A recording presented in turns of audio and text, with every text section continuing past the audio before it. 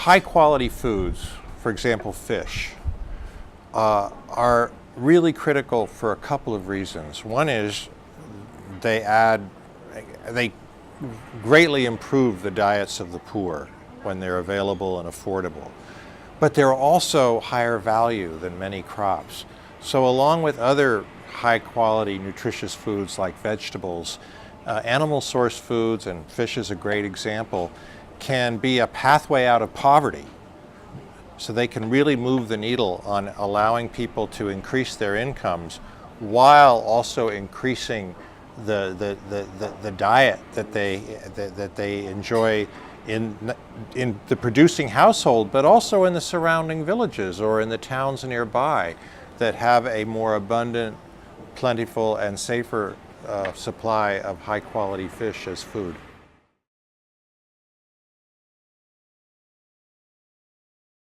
So I think the question that we often face, especially those of us that come at this from the science and from the research side, is what's the opportunity to change these systems or improve them so that they benefit more people, they're more sustainable, they're more productive, generate more income for smallholder households.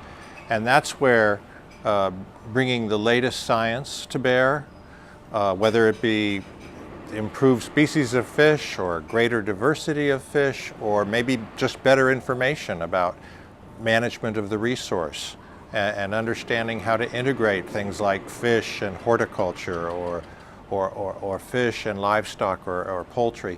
This kind of innovation that's driven through a combination of the latest science and the application of the latest tools with a deep understanding that comes from the communities themselves about the resource, how it's managed, and what their aspirations are, can lead us to incremental advances that, broadly aggregated, can really turn into transformational change. And we're hearing about that this week. We're talking about true transformation that's occurring in many of the countries where World Fish is working.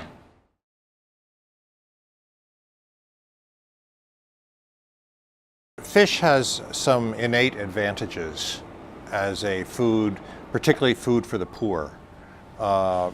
It can be gotten at a more competitive price in many situations.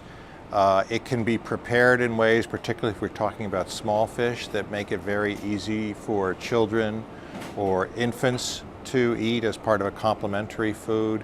I think raising the awareness of how efficient fish are in terms of converting energy into high quality food, and how nutritious they are, and how they are maybe one of our best means of ensuring that people get essential vitamins like vitamin B12, high quality lipids, other critical pieces of the diet that are often lacking in the diets of the poor, which are very heavily starch or staples based, but could be greatly improved by the greater use of fish. So I think there's a good story to tell with fish, and the degree to which we can bring good science, good economics, good understanding of the nutrition impacts to the global debate about how do we feed the world and how do we especially combat hunger, undernutrition, child stunting. There's a great story to tell for fish. So I think what we're doing here this week, and what much of our work with World Fish is about, is trying to build the evidence base for that, but also to scale it and really essentially open up opportunities for private investment. And that's what we're seeing, that there's you get the technologies and the policies right, you increase the productive potential, reduce the risk, for example, of diseases or other problems, and that will drive investment from the private sector and the public sector.